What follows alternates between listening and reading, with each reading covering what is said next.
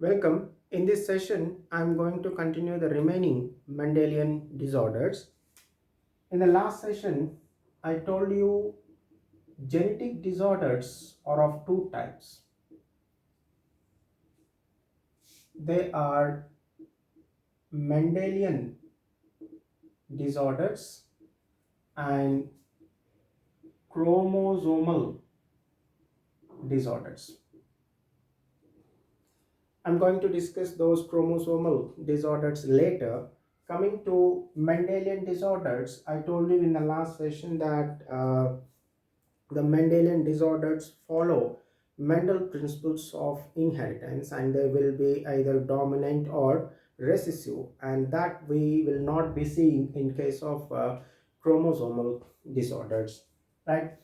And these Mendelian disorders are caused due to alteration or mutation in a single gene, and these Mendelian disorders can be either autosomal or allosomal. So which means if the genes are present on autosomes, they are autosomal, and if they are present on sex chromosomes, I call allosomal. And under the autosomal, I also told you those genes can be either dominant or they can be recessive.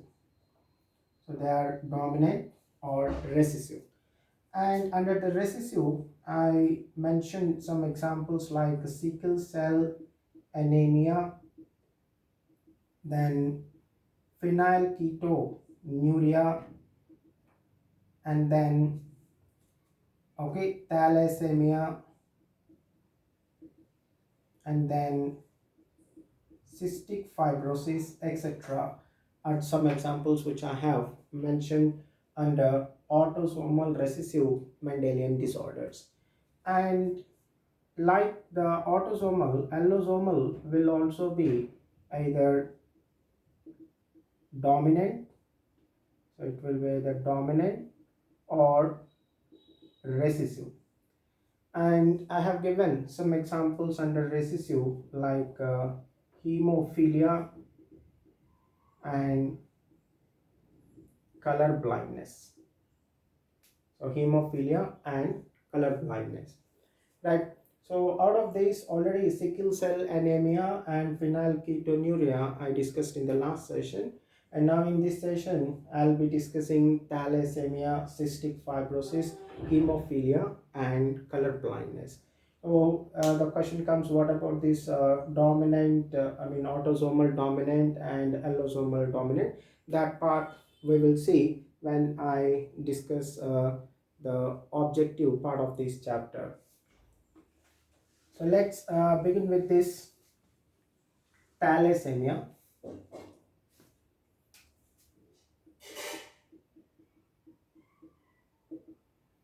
Right. So here, thalassemia is is an autosomal, right, linked recessive genetic disorder, so which I have already classified earlier, right?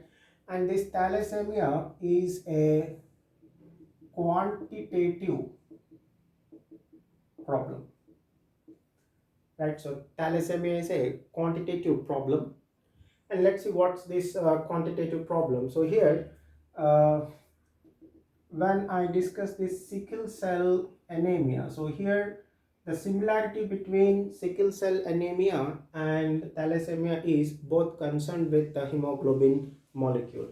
So here in case of sickle cell anemia, this is actually a qualitative problem. So it's a qualitative problem.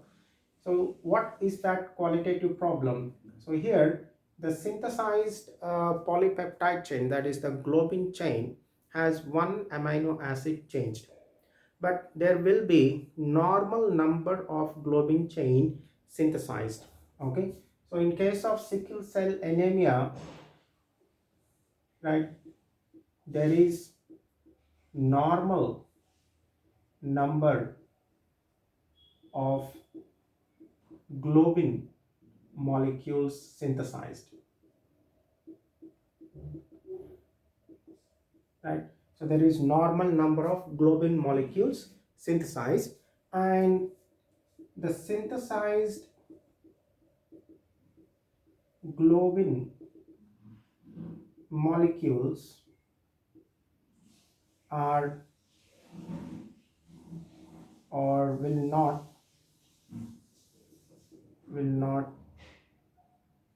function properly. So they are not going to function properly because there is a change in the amino acid, so thereby the functioning of the polypeptide chain. Okay, so here this is the thing which we need to mainly consider, the normal number of globin molecules synthesized. Okay, so there is no problem with the number, they are synthesized, but the problem is with the quality of the globin molecules that is synthesized. Coming to this thalassemia, as I mentioned that it is a quantitative problem. So in this case, okay, so there is less number of globin molecules synthesized. So in this case, the number of globin molecules synthesized will be less. That is the reason why I called it quantitative. So in this sickle cell anemia, so there is no problem. So the number of globin molecules synthesized will be normal, but the quality of that globin molecule, okay, is altered. So its quality is altered. So now let us see how the number of globin molecules synthesized, right, less. So here, okay, so this is due to, right, deletion or mutation.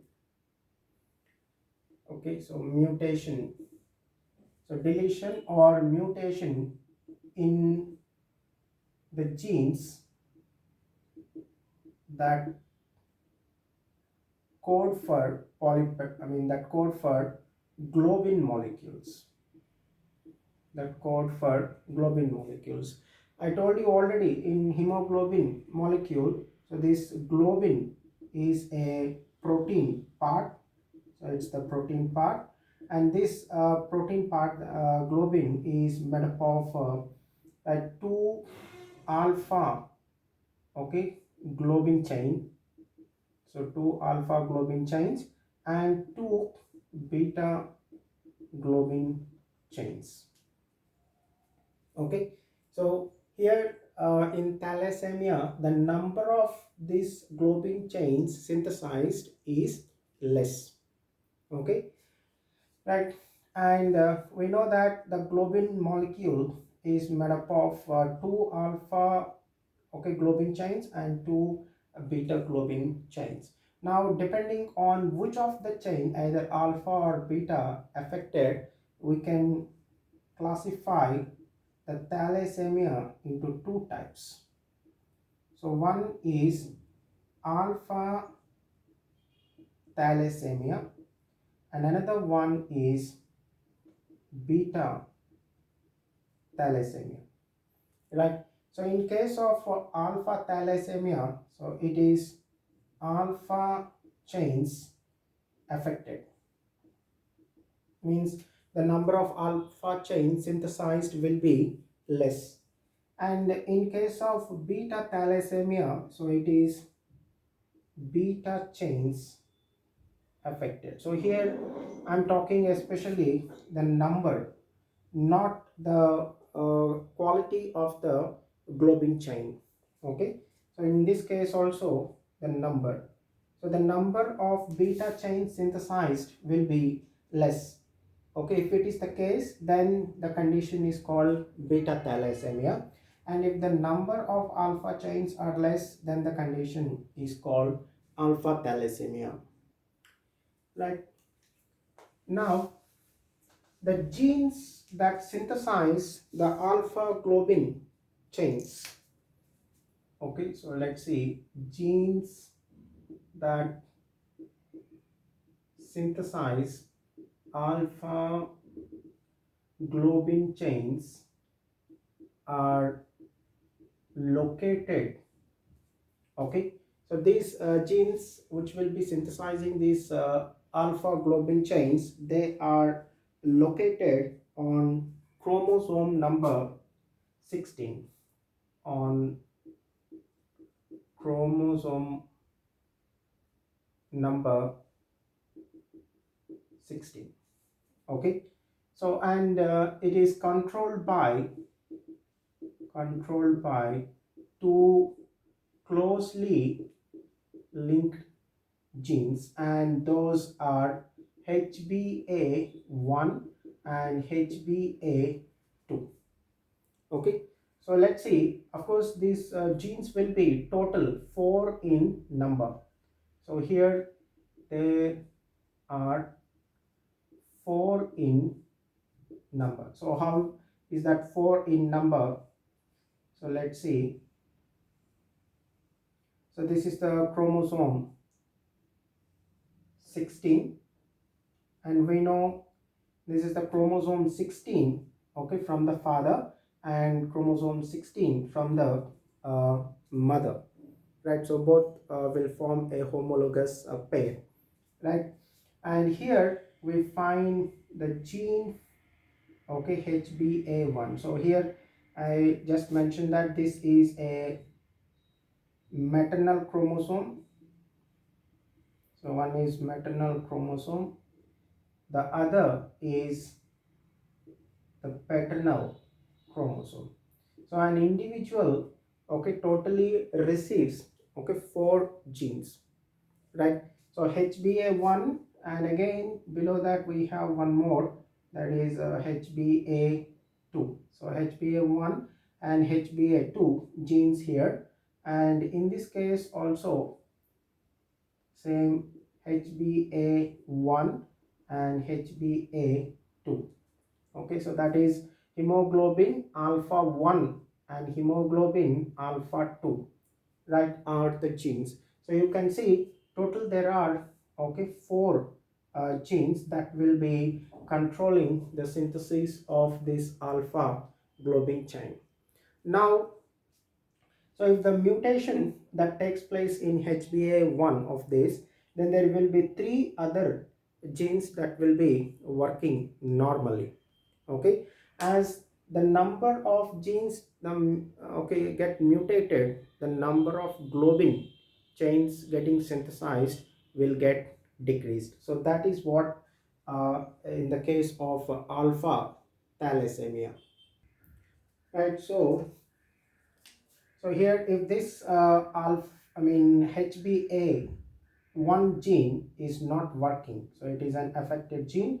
And just okay, I'll give an example. Say suppose all these 4 genes together, they are producing about 200 alpha globin chains, and when a person inherits, okay, one of the gene out of the 4 genes, one is affected, and it results in the production of only 150, okay, globin alpha globin chains. And if this is also affected, then say it's only producing 100, and you can see as the number of these genes, so 3 affected, so only 50, and if all, okay, are affected, then there will be no synthesis of alpha globin chains. Okay, so that's what just I like to say, that as the number of alpha, okay, globin chain genes affected, and that will actually result in the number of alpha globin chains synthesized in less number.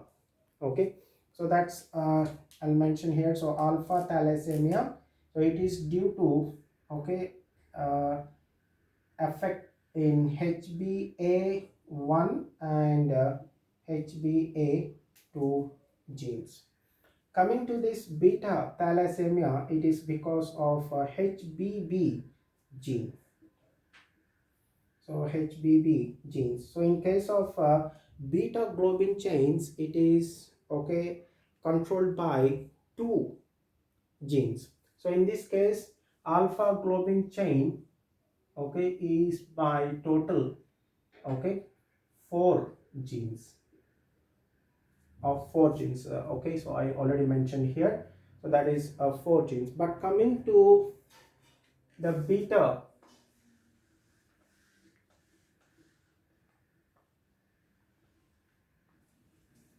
okay, so coming to this beta globin, I mean beta thalassemia. So in case of beta thalassemia, so here this is actually controlled by two, okay, genes, that will be HBB, okay, genes located on chromosome number 11. So located on chromosome number 11. So here I'm going to take that again. So here, so we have a location. So this is the gene where, okay, for thalassemia, so that is HBB is present. Of course, that gene actually codes for the normal synthesis of beta globin chain.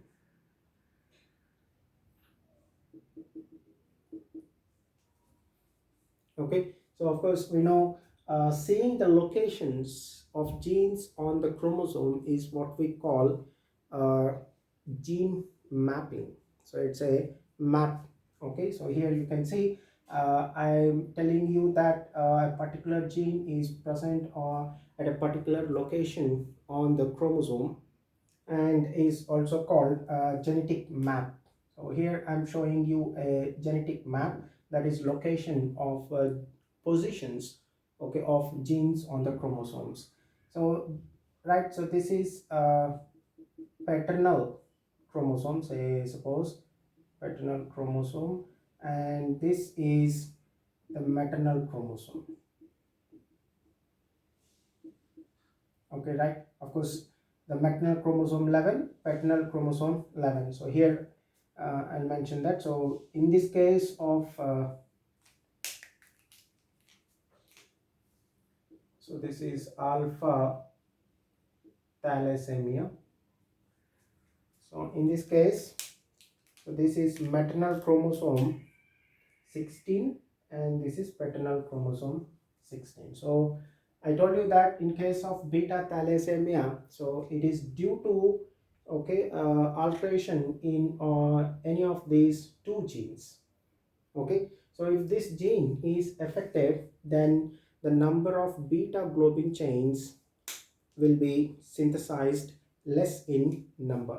So in this case, the beta globin chains are synthesized less in number,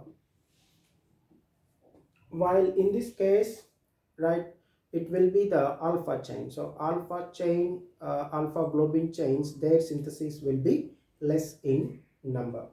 Okay, right, and due to this there will be less number of hemoglobin molecules in the person's body. So that is a condition, we call it anemia. So here in case of thalassemia also we see the condition, right, anemia, and even in the case of sickle cell also we have seen the problem of anemia, but they are different because I told you the thalassemia is a quantitative issue, whereas the sickle cell is okay, a qualitative issue. Okay, that's all about the thalassemia.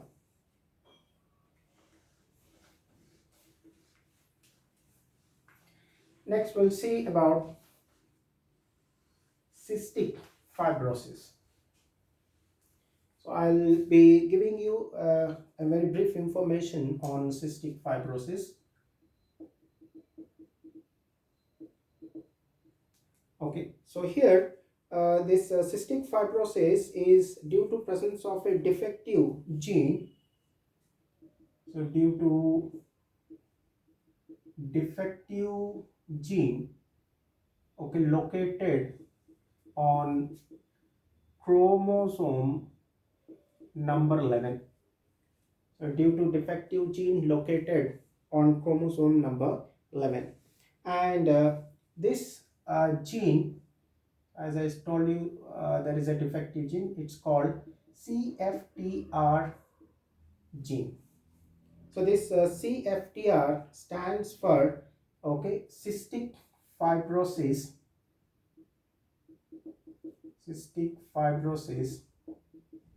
transmembrane regulator.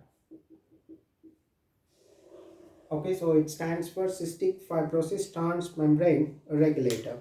So here there will be two genes. A person, if he's a normal person, he will be, what I call, receiving two genes. Of course, in heterozygous condition also the person will be normal. So in homozygous condition,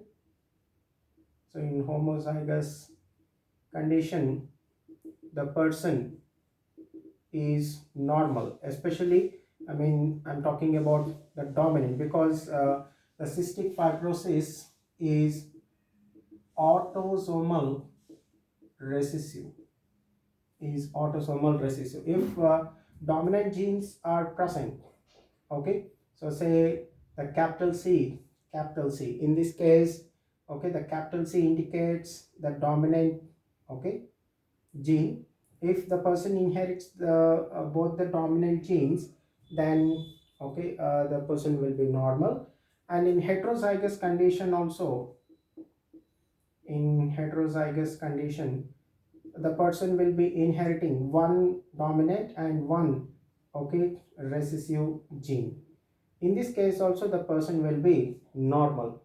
But if he receives two, okay, recessive genes, so homozygous condition, but this is, okay, recessive, it means that both are small, right?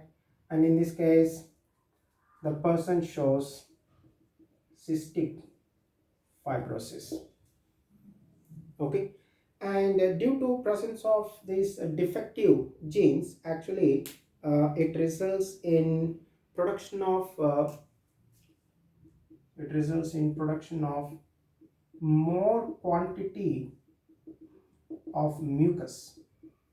So it results in the production of more quantity of mucus, and this mucus will build up in the lungs, okay. So it builds up in lungs, pancreas, okay, right, and even in the GI tract, that is gastrointestinal tract, in different organs, there will be a lot of mucus that builds up, and because of this there will be severe health issues, and usually the individual may die by the age of 5. So that is in case of cystic fibrosis, okay. So that's all about the autosomal recessive Mendelian disorders.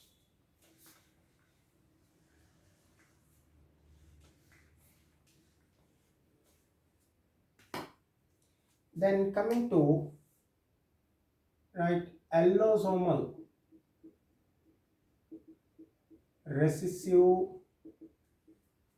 Mendelian disorders. Okay, so under this I'm going to discuss color blindness, okay, first, and then later I'll discuss about hemophilia. And this color blindness is caused due to mutation in certain genes, okay, in certain genes located on X chromosomes. So caused due to mutation in certain genes located on X chromosome, okay. So the person of this color blindness we see in case of males. So here in males, okay, it's 8%. So it occurs at 8%. So it occurs at 8%. So 8% of males are actually affected with this color blindness. Okay, in case of females, it will be only at 0.4%. Okay, so why is this? Why the males will be having, okay, more chance? So here, which I mean that the males have more chance of having color blindness, right? So males have more chance of having color blindness, and females have a less chance, okay, of having color blindness, because we know that, okay, males, right, never receive never receive X chromosome, okay, from father, right? So they're not going to receive X chromosome father, okay, and have only one X chromosome. So they have only one X chromosome. While in case of females, okay, females inherit one X chromosome. So they're going to inherit one X chromosome from father and one X chromosome from mother, right? So it means that the females will be having two X chromosomes, whereas the males will have only one X chromosome. Okay, say here there is a X chromosome, right, and there is another, okay, Y chromosome. So X and Y chromosomes, and here I take two X chromosomes, right? And say here there is a defective gene for color blindness, and I told you the color blindness is a recessive, so hence I'm going to take a small c. So capital C, normal condition, capital C, normal condition, and small c is color blind condition. Okay, and here due to presence of only one X chromosome, and there is no chance of okay, masking this gene. That will happen in case of right, females. If a female receives one of the X chromosome having color blindness, and if she receives, okay, another chromosome that has normal gene, then this will be expressed, while this will be, okay, hiding, means it will not get expressed, we know it. Okay, so when dominant and recessive are present, so it is the dominant that gets expressed, right, and this individual will be normal. So the reason why in males it occurs at 8%, because they have only, okay, one X chromosome, and in case of females it occurs at 0.4%, because they have two X chromosomes. So if one of the X chromosome has the normal gene, so it can mask the recessive, right? And to, okay, a female be a color blind, so in that case she need to receive both recessive genes. So in both the cases, both the chromosomes should have recessive gene, then only the female will be color blind. So in this case the female will be colorblind, otherwise she will not be colorblind. So that is the reason, okay, why in case of females the percentage is less. Okay, right, let's see how this inheritance takes place. So I'm going to take same C, capital C normal, and small c as color blind.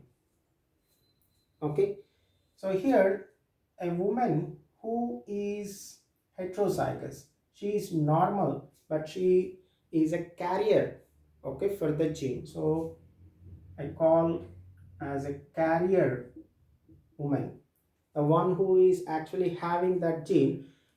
She will be normal, okay, in her phenotype, but there is a gene, right, hiding in her. Marries a man who has, okay, normal, so I mean no color blind here, so this person is completely normal. Of course both are normal. And again, one more point, I'm color blindness especially, I'm going to discuss the red green color blindness. So what actually is this red green color blindness means? The person will not be able to distinguish the red and green colors. So if you put a red ball on a green carpet and ask him or her to find out which one is red and which one is green, they will be not able to tell it, because for them both will appear in, okay, a gray color. So they'll not be able to identify which is red and which is green. So those people who cannot distinguish red and green colors are said to have, okay, red green color blindness. So there are others also which I'm not going to discuss now, that we'll see those things later. Okay, so I hope it's clear. The color blindness which I'm discussing is about red green color blindness. Okay, capital C the normal and small c is color blind. Now, so you'll see here the woman will form two types of gametes. So 50% of our gametes will have normal gene, and 50% of her gene, her gametes will have, okay, the recessive one. Okay, so this will be 50% of X, and this will be 50% of X. And here capital C Y, right? So if this and this, right, comes in, then capital C, capital C. So this person is normal, okay? And if this one and this one comes in contact, capital C Y, of course this is a normal female, and in this case it is normal male, okay? And if this one and this one, so capital C small c, and she will be a carrier woman, right? And this one and this one, so X small c Y. So here color blind male. So it means that when a carrier woman marries a normal man, okay, there is 25% of chance. So this is 25%. In this case also it is 25%. This is 25%. This is 25%. So there is, okay, 25% of chance, okay, having their male right baby to have color blindness. Okay, so this is how the color blindness, okay, inherits. And okay, say suppose if this carrier woman marries a color blind man, so then what the possibilities? Of course these things you can put it in a Punnett square, and also see here I have just drawn the lines. Okay, if you feel it confused, you can put it in Punnett square. Let's see, if the carrier woman marries a colorblind man, okay, so parents 2n. So here is the colorblind man. See, in this case, the people who have colorblind, they are not going to die they are going to live as normal as any other. The only problem is that they will be not able to distinguish the red and green color, right? So let's see what is the possibility of the children having color blind. So here in this case, as usual, so 50% of our gametes normal gene and 50% with the recessive gene. Okay, and in this case, okay, X small c and Y. Okay, same 50%, right? And you can see this one and this one, X capital C small c.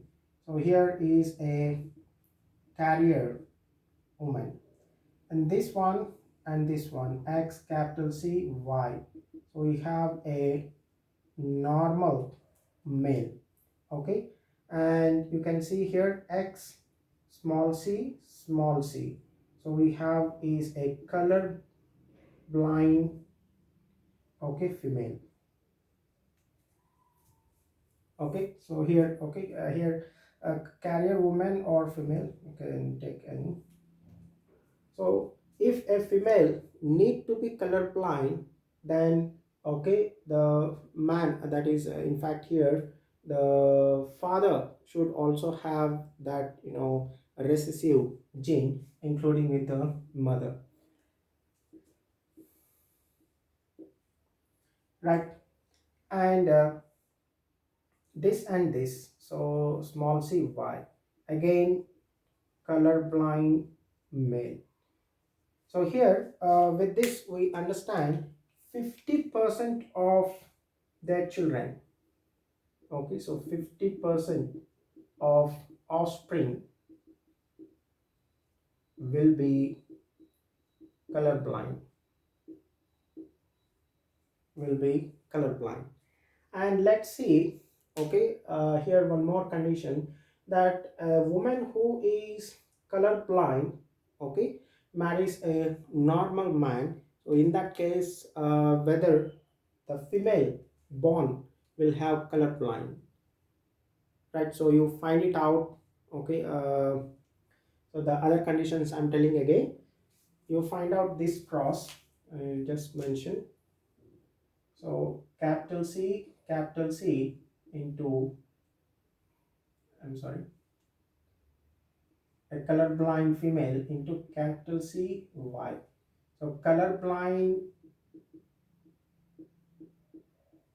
woman and normal male, right?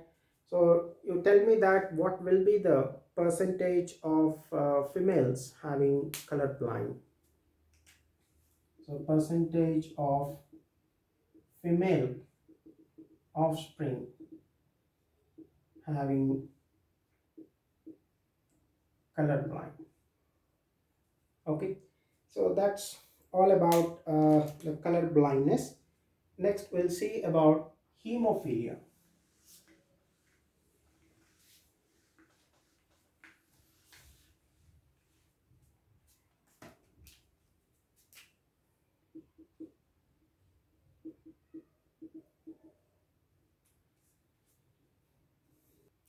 This hemophilia is a X-linked recessive genetic disorder. So it's an X-linked recessive genetic disorder. What actually is this hemophilia? So here, this hemophilia is also called bleeder's disease. So it's called bleeder's disease. Okay, why it's called bleeder's disease? Because we know there are certain factors required for the clotting of blood. So we studied last year. So whenever there is a injury, there are certain clotting factors. So while teaching objective also, I have given you all the 13 clotting factors which are required for clotting of the blood, and absence of any of that clotting factor will result in continuous losing of the blood when there is a injury. So there is no point of clotting of the blood. So usually whenever we have a cut on our finger or any injury, so the clotting will take place, okay, somewhere around 5 to 10, okay, 5 minutes, within 5 minutes, okay, or within few minutes there will be clotting of blood. But in this situation, so the person who have hemophilia, there is no chance of clotting of the blood, and there will be continuous okay, losing of the blood, and the person dies due to, okay, loss of blood. And the hemophilia is caused due to mutations in genes that code for clotting factors. So caused due to mutations in genes that code for clotting factors. So if that mutations takes place in those genes which are coding for clotting factors, okay, there will be no normal clotting factors synthesized. So the clotting factors will be not at all synthesized, or even if they are synthesized, they may be non-functional, and because of that, okay, so the cascade of reactions that should initiate when there is an injury will not occur. Okay, so that is what it happens in case of hemophilia. And here this hemophilia is also called royal disease. It's called royal disease because, okay, Queen Victoria, right, so Queen Victoria is carrier of this, okay, gene. So she, okay, has the recessive gene, okay, she is a carrier, right, and because of that, as this hemophilic condition is found in the royal family of Queen Victoria, we are calling hemophilia also as royal disease. Okay, say now we will take here, okay, so Queen Victoria uh, is a carrier. So here capital H, which I'll be taking for normal condition, and small h, which means hemophilic condition, because I already mentioned that the hemophilia is a recessive genetic disorder, and Queen Victoria, okay, she is normal, right, and she is a carrier of this gene. So she has inherited one normal gene, one of from one of her, okay, parents, then, okay, then small h. So that's what a carrier woman. So if she marries a normal man,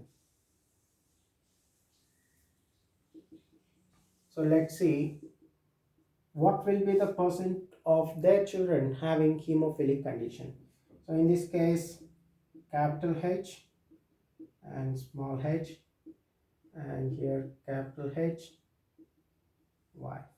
So this one and this one, okay, HH, then normal female. So this and this, okay, small h, Y, okay.